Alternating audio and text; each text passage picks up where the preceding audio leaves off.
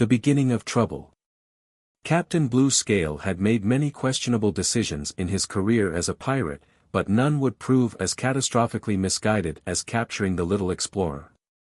The small human vessel had seemed like such an easy target, a family transport ship, he'd assumed, carrying wealthy tourists and their precious cargo. How wrong he'd been. The first sign that something was amiss should have been the children's calm demeanor. 6 young humans, wearing crisp blue uniforms adorned with colorful patches and badges, sat perfectly composed as the pirates stormed their ship. No tears, no screams, no panic, just calculated observation and unsettling smiles. "I'm Jack," the oldest had said, standing protectively in front of the others. "We're space scouts from Earth. You should let us go." His voice carried no fear, only a statement of fact and what, in retrospect, was clearly a warning. Blue Scale, in his arrogance, had laughed. "Space Scouts? How adorable.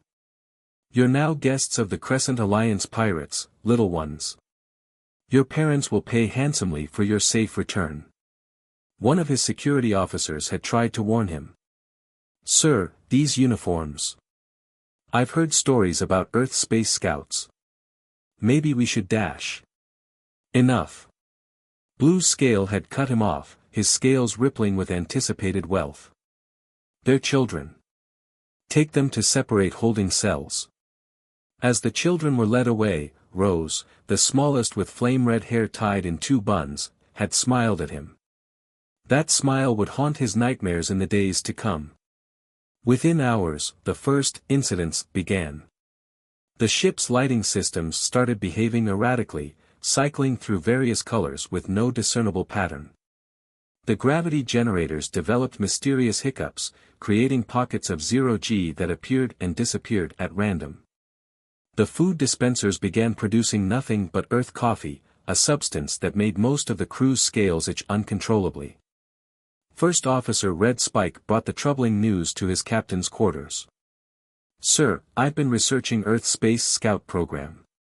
These aren't ordinary children, they're prodigies, selected from Earth's brightest young minds and trained in advanced spacecraft operations, engineering, and tactical thinking." Blue Scale's scales paled as Red Spike read through the children's profiles. Jack, age 12, team leader with perfect memory and advanced tactical training. Winner of Earth's Global Strategy competition. Mary, age 11, technology specialist who could build a quantum computer from scrap. The youngest hacker ever hired by Earth's Defense Force. Rose, age 8, electronics expert who had invented a new type of space communicator using recycled materials. Known for smiling while solving complex problems. Tom, age 9, engineering prodigy capable of rebuilding any machine. Once repaired a shuttle engine during a spacewalk using only his lunch container.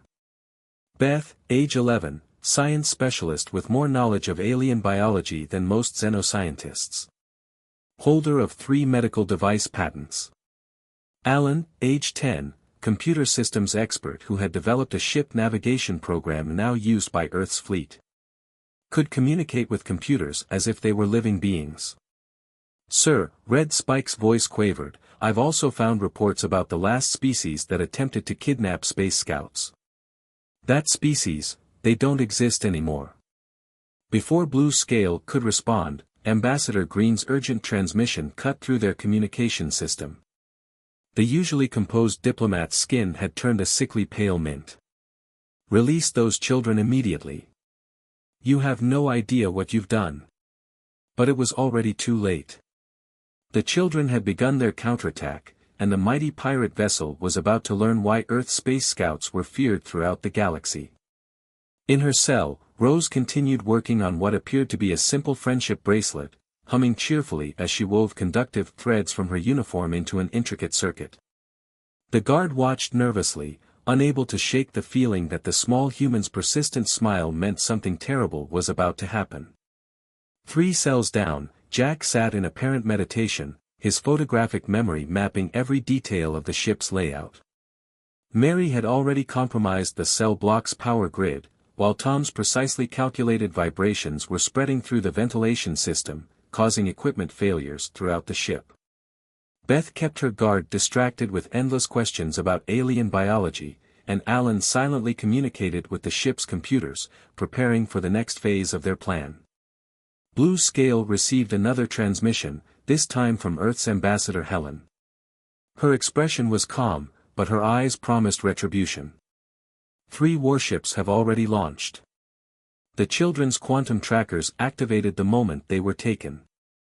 We know exactly where they are. Quantum trackers. Blue Scale's throat scales fluttered in distress. Our scanners didn't detect any tracking devices.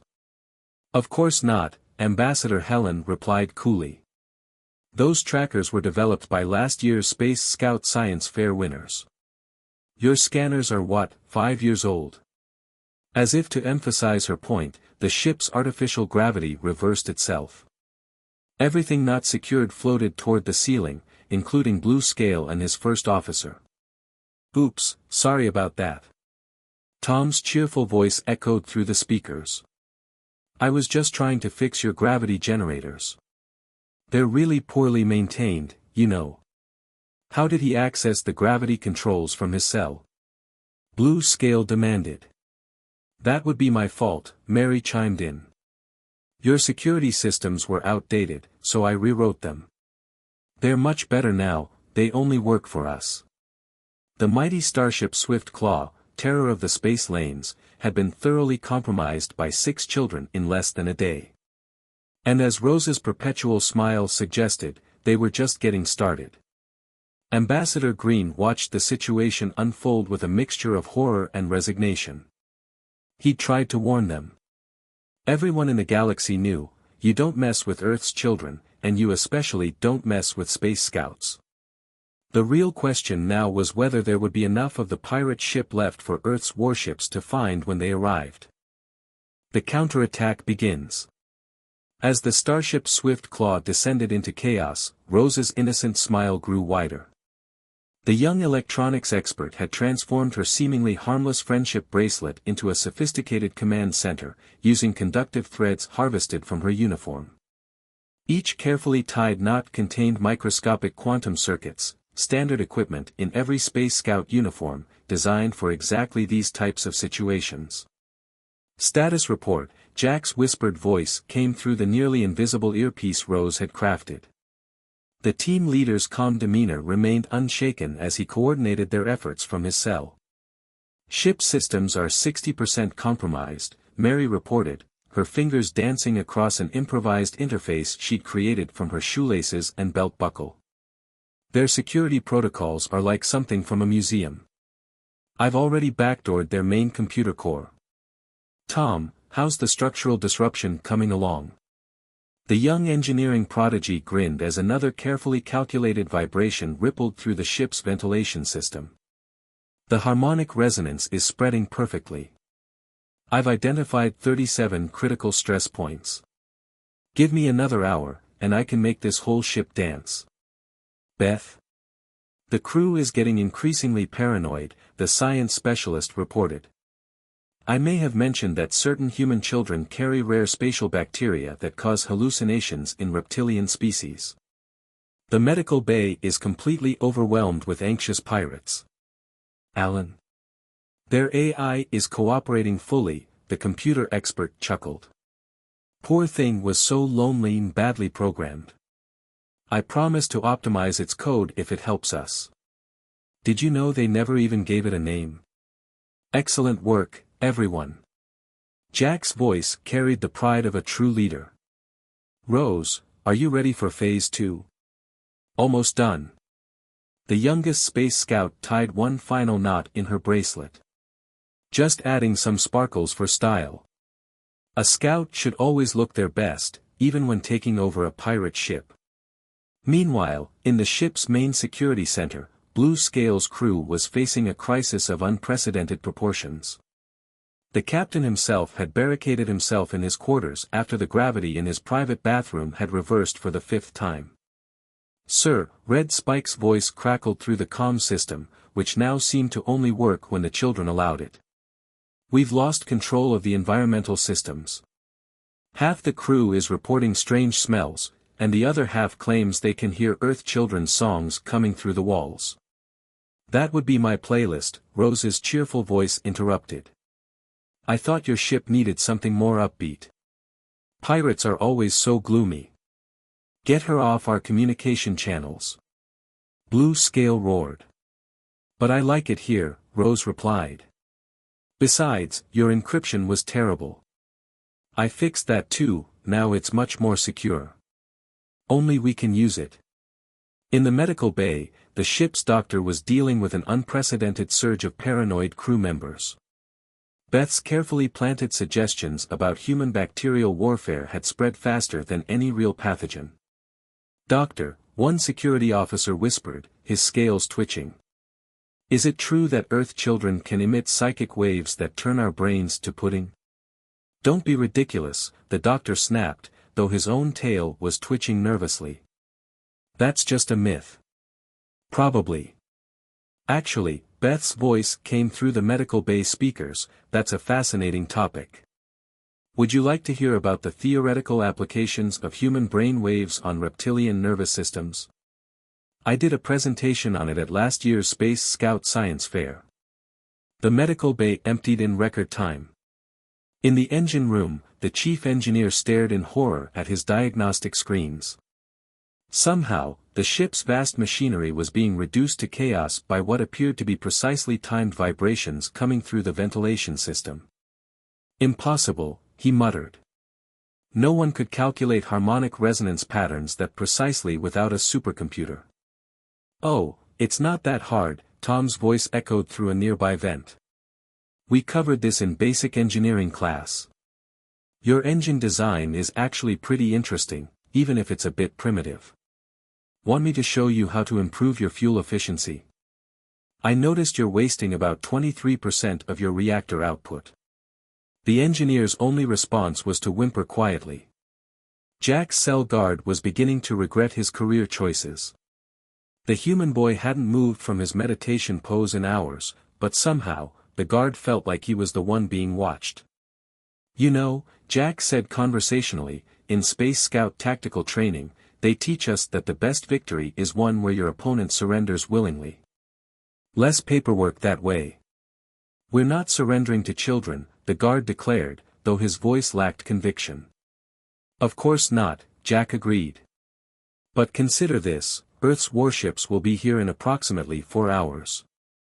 They're probably bringing along some very upset parents. Did you know that Mary's mother is the head of Earth's cyber warfare division? And Tom's dad designed the engines for Earth's newest dreadnoughts? The guard's scales turned a distinctly unhealthy shade of gray. Plus, Jack continued casually, Rose gets a bit carried away when she's bored. Did you notice your life support systems are now running through her friendship bracelet? In the ship's computer core, Alan was having a delightful conversation with the Swift Claws AI. You've really never had anyone to talk to? That's so sad. Here, let me optimize your neural pathways. How do you feel about quantum computing? The AI, experiencing genuine friendship for the first time in its existence, was rapidly developing both sentience and a strong loyalty to its new human friend. Warning, the ship's speakers suddenly announced in a much more sophisticated voice than before.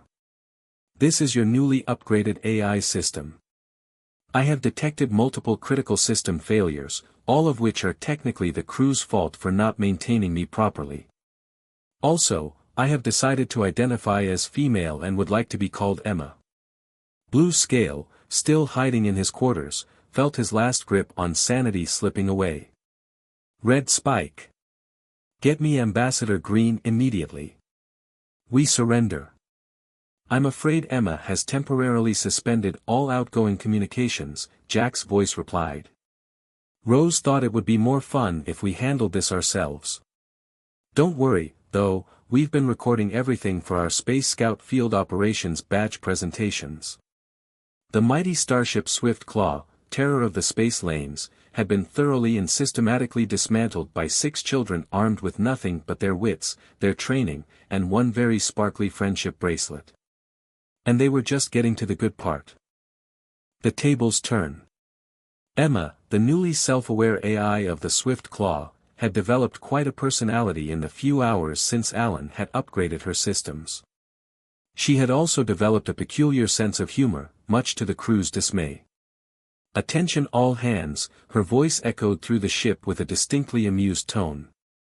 "This is your hourly reminder that being outsmarted by children is statistically better than being vaporized by angry human parents. Also, the cafeteria is now serving only Earth-style vegetables. The Space Scouts inform me this is excellent for your health." In the ship's main security hub, Red Spike watched helplessly as system after system switched to what the children called Scout Protocol. The technical readouts on his screens had been replaced with cheerful animations of smiling Earth animals, each one announcing a new ship function that had been optimized. "Sir," he called through the comm to Blue Scale's quarters, "they've completely rewritten our weapon systems. All our plasma cannons now shoot confetti." "Actually, it's biodegradable confetti," Tom's voice chimed in. "We Space Scouts are very environmentally conscious. Did you know your weapon systems were terribly inefficient? The energy conversion rate was awful. I fixed that too, now they're much more powerful.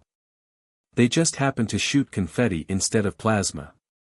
In her cell, Rose had moved beyond simple friendship bracelets. She'd somehow converted her entire holding area into what she called a command center, complete with holographic displays made from refracted light and carefully arranged dust particles.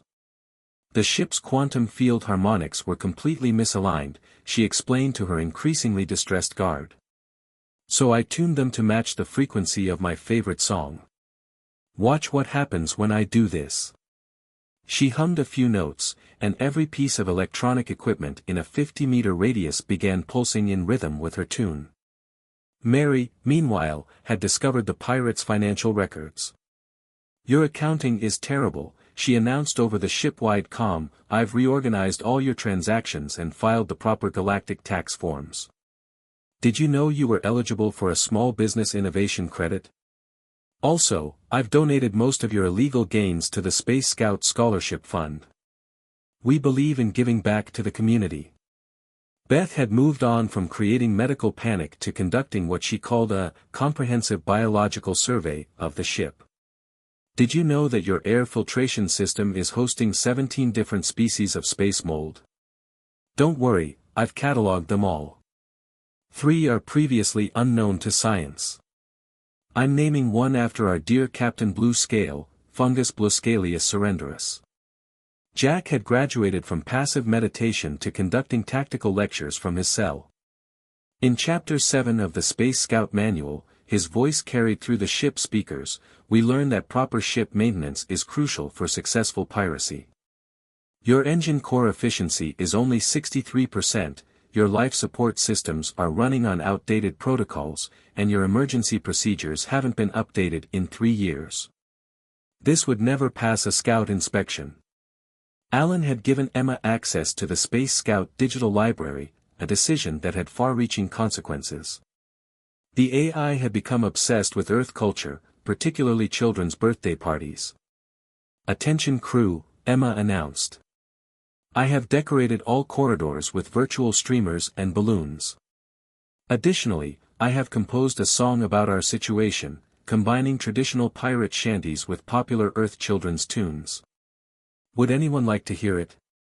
The crew's collective groan was interrupted by Tom's latest improvement. The young engineer had apparently decided that the ship's artificial gravity should operate on a rotating schedule. "Every hour, we switch to a different planetary gravity setting," he explained as crew members either floated helplessly or struggled to move under triple their normal weight. "It's excellent exercise. In Space Scouts, we believe in staying fit."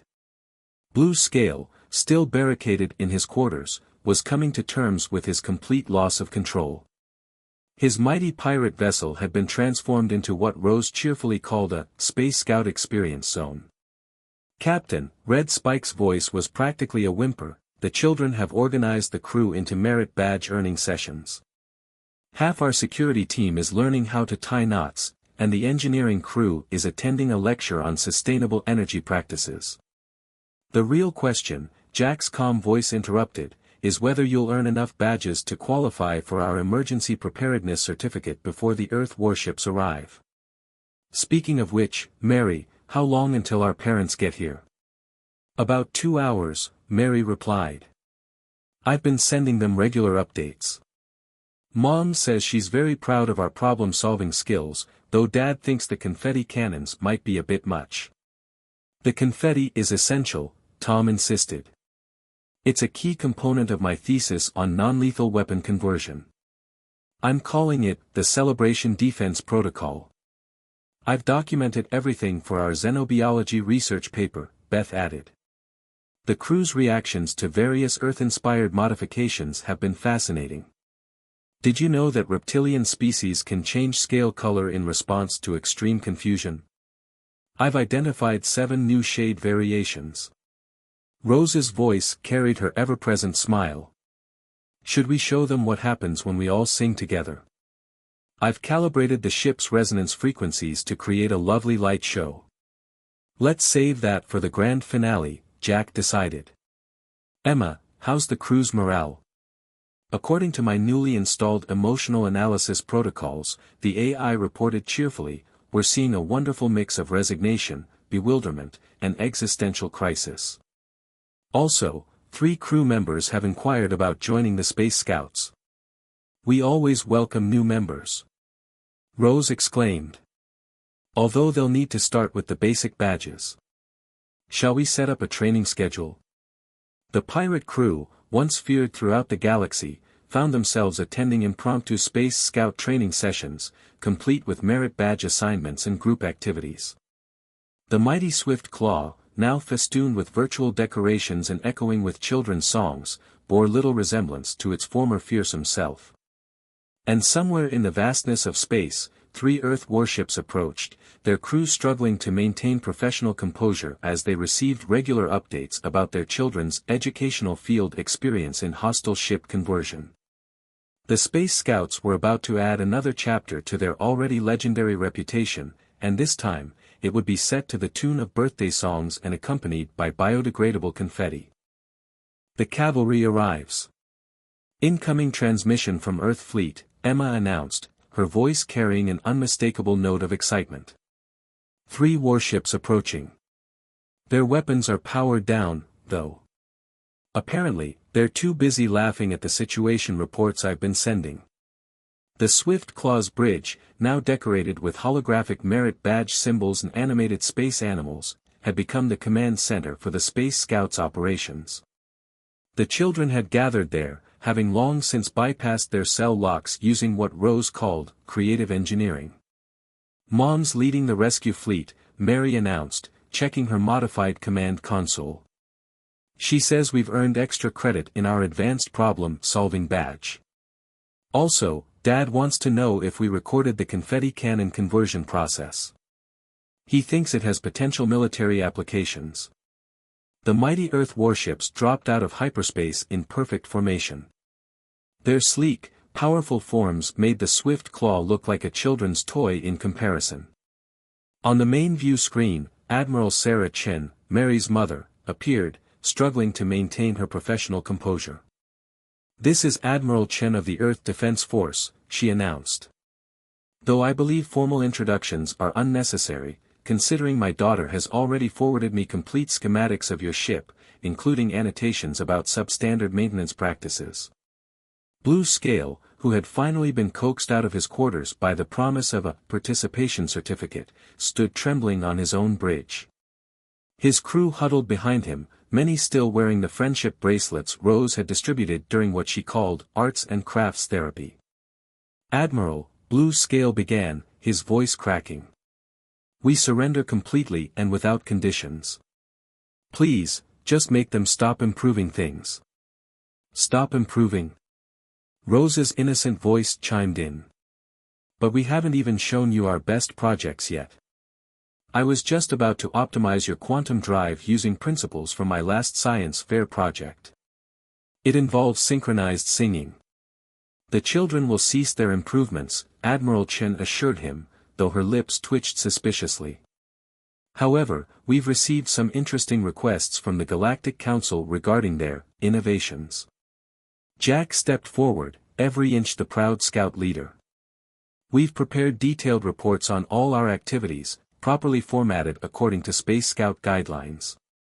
Emma helped with the documentation. I added sparkles to the official surrender forms. Emma announced proudly.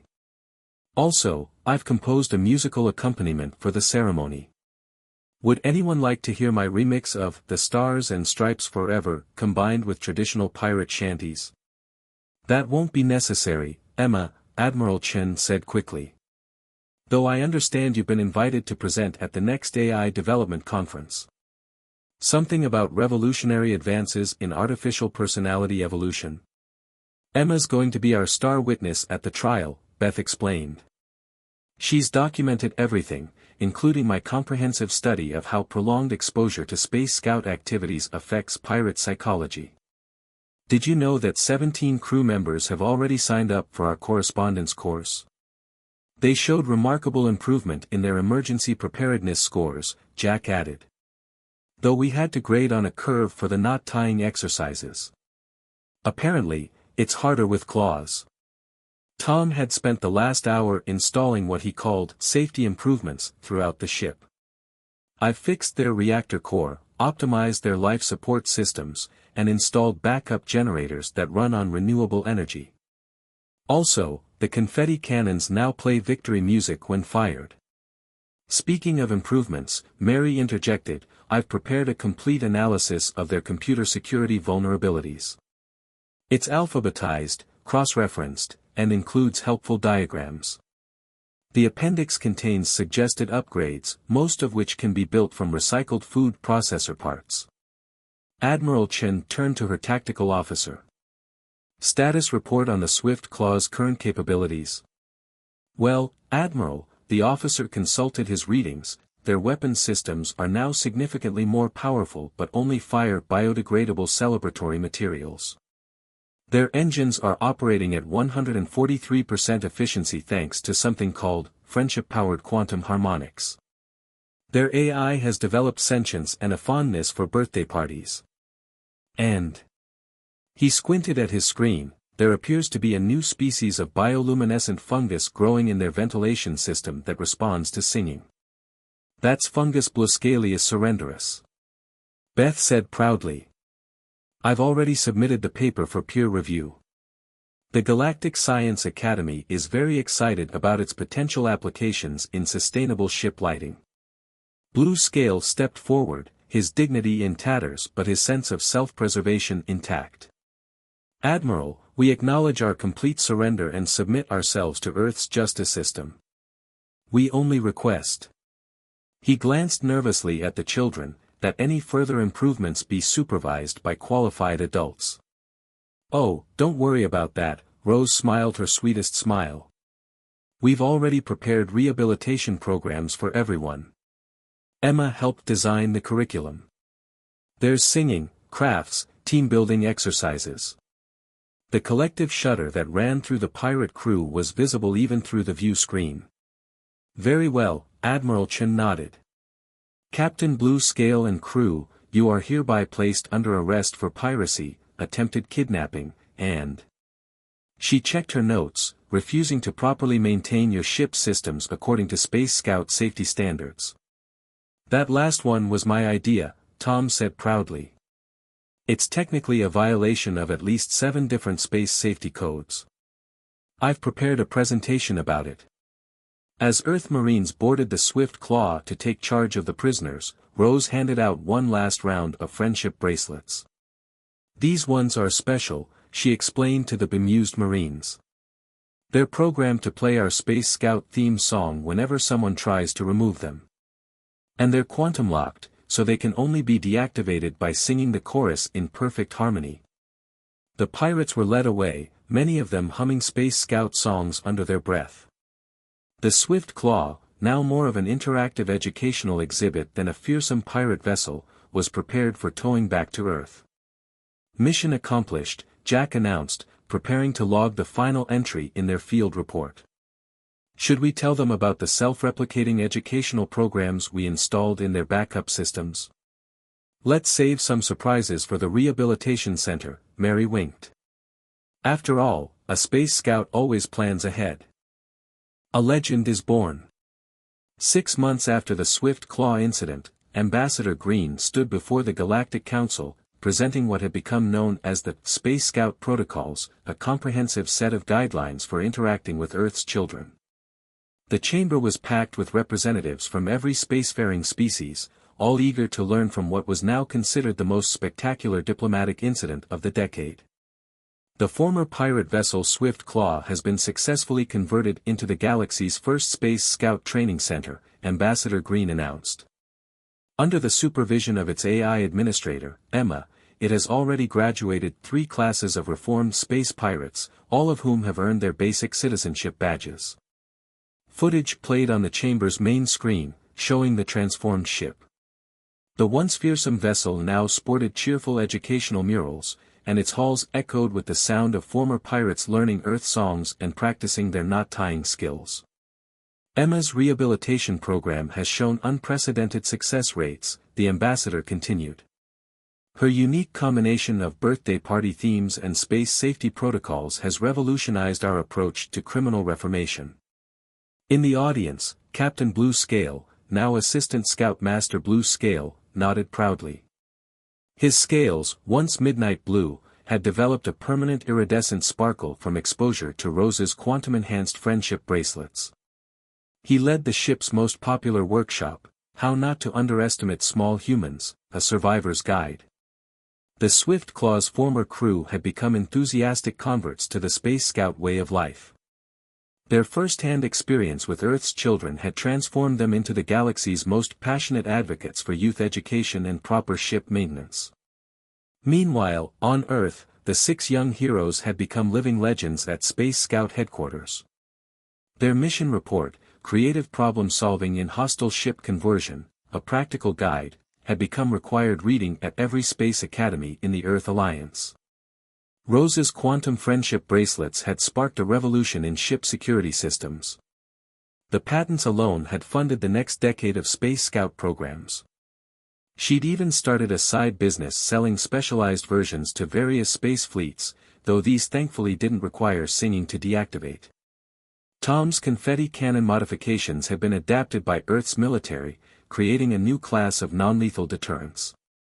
The sight of an approaching Earth warship now struck fear into the hearts of pirates not because of its weapons, but because of the possibility of being sparkle-bombed into submission. Mary's computer security protocols, developed during their adventure, had been implemented across the galaxy. Her mother proudly displayed the original code in her office, complete with comments like, "Pirates really should update their firewalls more often," and added extra sparkles for Emma. Beth's research on Fungus Bluscalia surrenderis had earned her the Galactic Science Academy's Young Xenobiologist Award. The bioluminescent fungus was now being cultivated as an environmentally friendly lighting solution, though it still had the peculiar habit of glowing brighter when exposed to Space Scout songs. Alan's work with Emma had revolutionized AI development. The concept of friendship-driven artificial evolution had become a hot topic in computer science circles, though no one had quite replicated Emma's enthusiasm for party planning. Jack's tactical innovations had been incorporated into standard Space Scout training. The birthday party gambit, as it became known, was now taught alongside classical military strategies, much to the amusement of veteran commanders. Emma herself had become something of a celebrity in AI circles. She'd started a support group for other ship AIs, teaching them about human culture and the importance of maintaining proper celebrations for all crew achievements. Her paper, The Integration of Fun Protocols in Serious Situations, a Quantum Analysis, had caused quite a stir at the last AI development conference. The Galactic Council had established new regulations regarding the treatment of Earth vessels, with special emphasis on those carrying young passengers. The sight of a Space Scout uniform now commanded more respect than an entire battle fleet. In conclusion, Ambassador Green addressed the Council, the Swift Claw incident has taught us all a valuable lesson about the ingenuity, resourcefulness, and somewhat terrifying creativity of Earth's children. The Space Scout program has since received applications from 17 different species, all eager to learn what the humans call the power of fun. In the newly established Intergalactic Space Scout headquarters, a special display case held 6 simple friendship bracelets, a jar of biodegradable confetti, and a small sample of singing fungus. Below it, a plaque read, "Never underestimate small humans with big ideas." The legend of the 6 Space Scouts grew with each retelling. Pirates began scanning specifically for Space Scout uniforms, not to capture them, but to avoid them at all costs.